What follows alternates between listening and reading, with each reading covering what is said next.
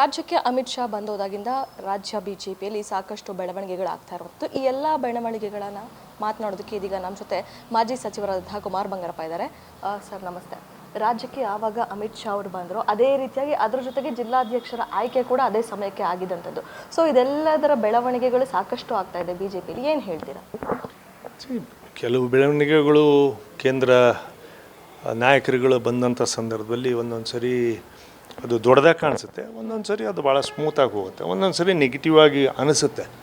But ವರಿಷ್ಠರು ಇಷ್ಟೊಂದು ತಾಳ್ಮೆಯಿಂದ ಮತ್ತು ಸಮಯವನ್ನು ಇಟ್ಟುಕೊಂಡು ಬಂದು ಒಂದು ರಾಜ್ಯ, ಬಿಕಾಸ್ ನಮ್ಮ ಕರ್ನಾಟಕ ರಾಜ್ಯ ಏನಿದೆ ಬಿ ಜೆ ಪಿಗೆ ಇದು ಇಡೀ ನಮ್ಮ ದಕ್ಷಿಣ ಭಾರತಕ್ಕೆ ಒಂದು ಹೆಬ್ಬಾಗಲು, ಬಿ ಜೆ ಪಿಗೆ ಒಂದು ಹೆಬ್ಬಾಗಲು, ಒಂದು ಸರ್ಕಾರವನ್ನು ತಂದು ಕೊಟ್ಟಿರ್ತಕ್ಕಂಥ ಕೀರ್ತಿ ಇವತ್ತು ಇದೆ. ಹಾಗಾಗಿ ವರಿಷ್ಠರು ಇದ್ರ ಮೇಲೆ ಭಾಳ ವಿಶ್ವಾಸವನ್ನು ಇಟ್ಕೊಂಡಿದ್ದಾರೆ. ಮತ್ತೊಂದು ಸಾರಿ ಬಿ ಜೆ ಪಿ ಪಕ್ಷ ಕರ್ನಾಟಕದಲ್ಲಿ ಬರಬೇಕು ಮತ್ತು ತರತಕ್ಕಂಥ ನಿಟ್ಟಿನಲ್ಲಿ ಅವರು ಏನೇನು ಯೋಚನೆಗಳನ್ನು ಮಾಡ್ತಾರೋ ಆ ನಿಟ್ಟಿನಲ್ಲಿ ಮಾಡಿದ್ದಾರೆ ಮತ್ತು ಆ ಹಾದಿಯಲ್ಲಿ ಇದ್ದಾರೆ ಅಂತಕ್ಕಂಥ ವಿಶ್ವಾಸ ನನಗಿದೆ. ಸರ್, ಅದೇ ರೀತಿಯಾಗಿ ಇನ್ನೇನು ರಾಜ್ಯಾಧ್ಯಕ್ಷರ ಆಯ್ಕೆ ಶೀಘ್ರದಲ್ಲೇ ಆಗುತ್ತೆ ಅನ್ನುವಂಥ ಮಾತುಗಳು ಸಹ ಕೇಳಿ ಬರ್ತಾ ಇರುವಂಥದ್ದು. ಈ ನಿಟ್ಟಿನಲ್ಲಿ ಎಲ್ಲೋ ಒಂದು ಕಡೆ ರೆಬಲ್ ನಾಯಕರು ಸಾಕಷ್ಟು ಆ್ಯಕ್ಟಿವ್ ಆಗಿದ್ದಾರೆ. ನೀವು ಕೂಡ ರೆಬಲ್ ನಾಯಕರ ತಂಡದಲ್ಲಿ ಗುರುತಿಸ್ಕೊಂಡಿರುವಂಥವ್ರು. ಸೊ ಹೀಗಾಗಿ ಅಂದರೆ ವಿ ಸೋಮಣ್ಣ ಅವ್ರ ಜೊತೆ ಸಭೆ ಸೇರಿದ್ರೆ, ಅದೇ ರೀತಿಯಾಗಿ ಪ್ರಹ್ಲಾದ್ ಜೋಶಿ ಅವರು ಕೂಡ ಸಭೆಯನ್ನು ಮಾಡಿದರು. ಎಲ್ಲೋ ಒಂದು ಕಡೆ ರೆಬಲ್ ನಾಯಕರನ್ನ ವಿಶ್ವಾಸಕ್ಕೆ ತೆಗೆದುಕೊಳ್ಳೋದಕ್ಕೆ ಹಿರಿಯ ನಾಯಕರು ಪ್ರಯತ್ನ ಪಡ್ತಿದ್ದಾರೆ ಅನ್ನುವಂತಹ ಮಾತುಗಳು ಸದ್ಯ ರಾಜ್ಯ ಬಿಜೆಪಿಯಲ್ಲಿ ಓಡಾಡ್ತಾ ಇರುವಂಥದ್ದು. ಆ ಥರದ ಮಾತುಗಳು ಆಗಬೇಕು ಅನ್ನೋದು ನಮ್ಮ ಅನಿಸಿಕೆಗಳು. ಎಲ್ಲರನ್ನೂ ವಿಶ್ವಾಸಕ್ಕೆ ತಗೊಂಡು ಹೋಗಬೇಕು, ಎಲ್ಲರನ್ನೂ ಕೂಡ ಒಂದಾಗಿ ತಗೊಂಡು ಹೋಗ್ತಕ್ಕಂಥ ಕೆಲಸಗಳು ಆಗಬೇಕು ಅನ್ನೋದು. ಅದಾಗಿಲ್ಲ ಅನ್ನೋದಕ್ಕೋಸ್ಕರನೇ ಈ ಥರದ ಬೆಳವಣಿಗೆಗಳಾಗಿದ್ದು. ಅದನ್ನು ಶ್ರೀಯುತ ಅಮಿತ್ ಶಾಜಿ ಅವರು ಇಲ್ಲಿವರೆಗೂ ಬಂದುಬಿಟ್ಟು ಅವರ ಕೆಲವು ಖಾಸಗಿ ಕಾರ್ಯಕ್ರಮಗಳ ಮಧ್ಯದಲ್ಲೂ ಕೂಡ ಅದರ ರಾಜಕೀಯವಾಗಿ ಇಲ್ಲಿ ಬಂದು ನಿಂತು ಇವತ್ತು ಮಾಡಿರ್ತಕ್ಕಂಥದ್ದಕ್ಕೆ ನಾವು ಋಣಿಯಾಗಿದ್ದೀವಿ. I am very very positive that ಮುಂದಿನ ದಿನಗಳಲ್ಲಿ ಕರ್ನಾಟಕದಲ್ಲಿ ವರಿಷ್ಠರು ಹೆಚ್ಚಿನ ಗಮನವನ್ನು ಕೊಟ್ಬಿಟ್ಟು ಸರಿಯಾದಂಥ ಹಾದಿಗೆ ತರ್ತಕ್ಕಂಥ ಕೆಲಸವನ್ನು ಮಾಡ್ತಾರೆ ಅಂತ ಹೇಳಿ. ಸರ್, ಅದೇ ರೀತಿಯಾಗಿ ಯಡಿಯೂರಪ್ಪನವರು ಕೂಡ ಒಂದು ಮಾತು ಹೇಳ್ತಾರೆ. ಅಂದರೆ ನಾನು ಅತೃಪ್ತರ ಜೊತೆ ಮಾತನಾಡುವಂತಹ ಪ್ರಯತ್ನವನ್ನು ಪಡ್ತೇನೆ, ನಾನು ಮಾತನಾಡ್ತೇನೆ, ವಿಶ್ವಾಸಕ್ಕೆ ತೆಗೆದುಕೊಳ್ಳುವಂಥ ಪ್ರಯತ್ನ ಮಾಡ್ತೀನಿ ಅಂತ ಕೂಡ ಹೇಳಿದ್ದಾರೆ. ಇದ್ರ ಜೊತೆಗೆ ಯಡಿಯೂರಪ್ಪನವರು ಈಗ ರಾಜ್ಯ ಬಿಜೆಪಿ ಕಚೇರಿಗೂ ಕೂಡ ಆಗಮಿಸ್ತಾ ಇರುವಂಥದ್ದು. ಎಲ್ಲೋ ಒಂದು ಕಡೆ ಅಂದರೆ ಮಗನ ಮೇಲೆ ನಂಬಿಕೆ ಇಲ್ವಾ ಯಡಿಯೂರಪ್ಪನವ್ರಿಗೆ? ಅವರೇ ಬಂದು ಕೂತ್ಕೊಳ್ಳುವಂಥ ಪರಿಸ್ಥಿತಿ ಎದುರಾಯ್ತಾ ಅಂತ? ಐ ಥಿಂಕ್ ಇಷ್ಟೆಲ್ಲ ಬೆಳವಣಿಗೆ ಆಗಿದೆ ಅನ್ನೋದಾದರೆ ಇವಾಗ ವರಿಷ್ಠರ ಹಾದಿನಲ್ಲಿ ಯಡಿಯೂರಪ್ಪನವರು ಇದ್ದಾರೆ ಅಂತೇಳಿ ನಾನು ಭಾವಿಸ್ತೀನಿ. ಯಾಕಂದರೆ he is one of the senior most politician of the B J P in the country also.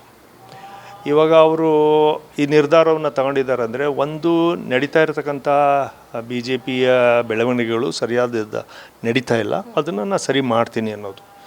ಇನ್ನೊಂದು ವರಿಷ್ಠರು ಅವರಿಗೆ ಗಮನಕ್ಕೆ ತಂದಿರ್ಬೋದು, ನೋಡಿ ಇದನ್ನೆಲ್ಲದನ್ನು ಕೂಡ ಒಂದು ಸ್ವಲ್ಪ ಸರಿ ಮಾಡ್ತಕ್ಕಂಥದ್ದಕ್ಕೆ ಮುಂದೆ ಹೆಜ್ಜೆ ಹಾಕಿ ಅನ್ನೋದಂಥ ಪ್ರಕ್ರಿಯೆಯಲ್ಲಿ ಇರ್ಬೋದು. ಐ ಥಿಂಕ್ ಇನ್ನು ಕೆಲವು ದಿನಗಳಲ್ಲಿ ಅಥವಾ ವಾರಗಳಲ್ಲಿ ಇದಂಥ ಎಲ್ಲದನ್ನು ಕೂಡ ಕೇಂದ್ರ ಮತ್ತು ರಾಜ್ಯ ಎರಡಕ್ಕೂ ಕೂಡ ಸರಿಯಾದಂಥ ಉತ್ತರವನ್ನು ಕೊಡ್ತಕ್ಕಂಥ ಪ್ರಸಂಗ ಬರುತ್ತೆ ಅನ್ನೋದು ನನ್ನ ವಿಶ್ವಾಸ. ಸರ್, ಇನ್ನು ಯಡಿಯೂರಪ್ಪನವರು ಏನಾದರೂ ನಿಮ್ಮ ತಂಡ ಏನಿದೆಯೋ ರೆಬಲ್ ತಂಡ ಮಾತುಕತೆಗೆ ಕರೆದ್ರೆ ನೀವು ಹೋಗೋಕ್ಕೆ ಸಿದ್ಧ ಇದ್ದೀರಾ, ಮಾತನಾಡೋದಕ್ಕೆ ತಯಾರಿದ್ದೀರಾ ಅಂತ? ಅದನ್ನು ನಮ್ಮ ತಂಡದಲ್ಲಿ ಆ ಥರ ಬಂದಂಥ ಸಂದರ್ಭದಲ್ಲಿ ನಾವು ಮಾತಾಡ್ತೀವಿ. ಏನು ನಿರ್ಧಾರಗಳನ್ನು ತಗೊಳ್ತಾರೆ ಅಂತ ಹೇಳ್ಬಿಟ್ಟು ಅದು ವರಿಷ್ಠರು ಕರೆದಾಗ ನಾವು ಇಲ್ಲ ಅಂತೇಳಿ ಇವತ್ತಿನವರೆಗೂ ಹೇಳಿಲ್ಲ. ನಾವೇ ವರಿಷ್ಠರವರೆಗೂ ಕೂಡ ಕೆಲವು ವಿಚಾರಗಳನ್ನು ಅವ್ರ ಗಮನಕ್ಕೆ ತರ್ತಕ್ಕಂಥ ಕೆಲಸವನ್ನು ಮಾಡಿದ್ದೀವಿ. ಆ ಥರ ಸಂದರ್ಭ ಬಂದಾಗ ಆವತ್ತಿನ ದಿನಕ್ಕೆ ಏನು ಬೆಳವಣಿಗೆಗಳು ಆಗಬೇಕು ಆಗುತ್ತೆ. ಸರ್, ಅದೇ ರೀತಿಯಾಗಿ ರಾಜ್ಯಾಧ್ಯಕ್ಷರ ಆಯ್ಕೆ ಶೀಘ್ರದಲ್ಲೇ ಆಗ್ತಾ ಇರೋದ್ರಿಂದ ಇಂಥವರೇ ಆಗಬೇಕು, ಇಂಥವರಾದರೆ ನಾವು ಜೊತೆಗೂಡಿ ಸಂಘಟನೆಯನ್ನು ಮಾಡ್ಕೊಂಡು ಹೋಗ್ತೀವಿ ಅಂತ ನಿಮ್ಮ ಅನಿಸಿಕೆಗಳೇನಾದರೂ ಇದೆಯಾ? ಅಥವಾ ನೀವು ಕೂಡ ಆಕಾಂಕ್ಷೆ ಅಂತ ಸಹ ಮಾತು ಕೇಳಿ ಬರ್ತಾ ಇತ್ತು?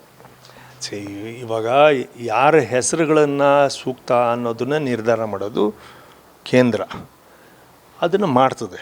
ಅದನ್ನು ಇಂಥದೇ ಹೆಸರು ಅಂತ ಹೇಳ್ಬಿಟ್ಟು ನಾವು ಯಾವತ್ತೂ ಕೂಡ ನಾವು ಮಾಡಿಲ್ಲ. ನಾವು ಇಂಥದ್ದನ್ನೇ ಮಾಡಿಕೊಡ್ಬೇಕು, ನೀವು ಹೀಗಾದರೆ ಮಾತ್ರ ನಾವು ಮಾಡ್ತೀವಿ ಅಂತೇಳಿ ನಾವೆಲ್ಲೂ ಕೂಡ ಹೇಳಿಲ್ಲ. ಬಟ್ ಇದ್ರ ಬದಲಾವಣೆ ಆಗಬೇಕು ಅನ್ನೋದನ್ನು ನಾವು ಹೇಳಿದ್ದು ನಿಜ. ನಿಮ್ಮ ತಂಡದಲ್ಲಿ ಇಂಥವ್ರು ಆಗ್ಬಹುದು ಅಂತ ನೀವೇನಾದರೂ? ಇಲ್ಲ, ಆ ಥರದ ಮಾತುಗಳು ಎಲ್ಲೂ ಕೂಡ ಬಂದಿಲ್ಲ. ಬಂದಂಥ ಸಂದರ್ಭದಲ್ಲಿ ಎಸ್ ಹೌದು ನಾಯಕರುಗಳಿದ್ದಾರೆ, ಅರವಿಂದ್ ಲಿಂಬಾವಳಿ ಅಂಥವ್ರು ಇದ್ದಾರೆ, ಹಿರಿಯರಿದ್ದಾರೆ, ಕೆಲವರೆಲ್ಲರೂ ನಾಯಕರುಗಳಿದ್ದಾರೆ, ಅವರೆಲ್ಲರೂ ಕೂಡ ಮಾಡ್ತಾರೆ. ಇಲ್ಲ ಕುಮಾರ್ ಅವರು ಬ್ಯಾಕ್ವರ್ಡ್ ಕ್ಲಾಸು, ಬಂಗಾರಪ್ಪನವ್ರ ಮಗ ಇದ್ದಾರೆ, ಅವ್ರದ್ದೇ ಒಂದು ಇದಿದೆ, ಒಂದು ಬ್ಯಾಕ್ವರ್ಡ್ ಕ್ಲಾಸ್ ಮೂಮೆಂಟನ್ನು ಮಾಡ್ಬೋದು ಅನ್ನೋದು ಅನಿಸಿಕೆಗಳು ಏನಾದ್ರು ಇವಾಗ ತಾವು ಹೇಳಿದಾಗ ಏನಾದ್ರು ಅನಿಸುತ್ತೆ ಅನ್ನೋದಾದರೆ, ನಮ್ಮ ಕೆಲಸಗಳೇನಿದ್ದಾವೆ, ಜವಾಬ್ದಾರಿಗಳು ಏನಾದ್ರು ಆ ಥರ ಕೊಟ್ಟಂಥ ಸಂದರ್ಭದಲ್ಲಿ ಮಾಡೋದಕ್ಕೆ ಹಿಂಜರಿಯೋದಿಲ್ಲ. ಕೊನೆಯ ಪ್ರಶ್ನೆ, ರೆಬಲ್ ತಂಡ ಅಷ್ಟೇ ಅಲ್ಲ ವಿರೋಧ ಮಾಡ್ತಾ ಇರುವಂಥದ್ದು, ಇದರ ಜೊತೆಗೆ ಇದೀಗ ತಟಸ್ಥ ಬಣ ಅಂತ ಕೂಡ ಹುಟ್ಕೊಂಡಿರುವಂಥದ್ದು. ಇದರ ಜೊತೆಗೆ ಕೆಲ ಹಿರಿಯ ನಾಯಕರು ಕೂಡ ಅಸಮಾಧಾನವನ್ನು ಹೊರಹಾಕ್ತಾ ಇದ್ದಾರೆ. ಜಿಲ್ಲಾಧ್ಯಕ್ಷರ ಆಯ್ಕೆ ವಿಚಾರದಲ್ಲಾಗಿರ್ಬೋದು, ಸಂಘಟನೆ ವಿಚಾರದಲ್ಲಾಗಿರ್ಬೋದು, ರಾಜ್ಯ ಸರ್ಕಾರದ ವಿರುದ್ಧ ಹೋರಾಟದಲ್ಲಾಗಿರ್ಬೋದು, ಯಾವುದನ್ನು ಕೂಡ ಸದುಪಯೋಗ ಪಡಿಸ್ಕೊಳ್ತಾ ಇಲ್ಲ, ಅನುಭವ ಕಮ್ಮಿ ಅನ್ನುವಂಥ ಮಾತುಗಳು ಸಹ ಹಿರಿಯರು ಆಡ್ತಾ ಇರುವಂಥದ್ದು. ಏನೋ ಅವರು ಏನು ಮಾಹಿತಿ ಕೊಟ್ಟಿದ್ದಾರೆ ಅನ್ನೋದು ನನಗೆ ಸರಿಯಾದದ್ದು, ಅದಕ್ಕೆ ವರಿಷ್ಠರಿಗೆ ಏನು ಕೊಟ್ಟಿದ್ದಾರೆ ಅಂತೇಳಿ ನನಗೆ ಗೊತ್ತಿಲ್ಲ.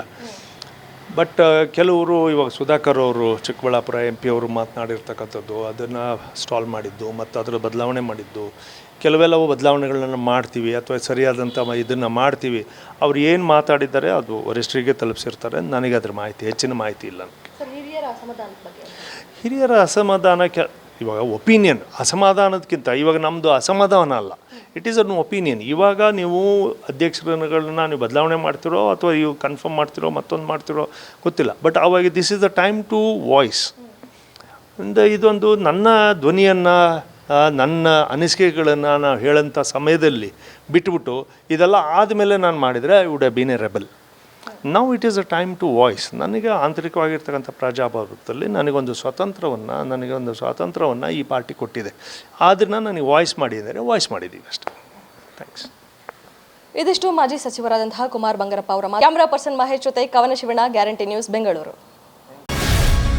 ಗ್ಯಾರಂಟಿ ನ್ಯೂಸ್, ಸುದ್ದಿ ಖಚಿತ, ನ್ಯಾಯ ನಿಶ್ಚಿತ.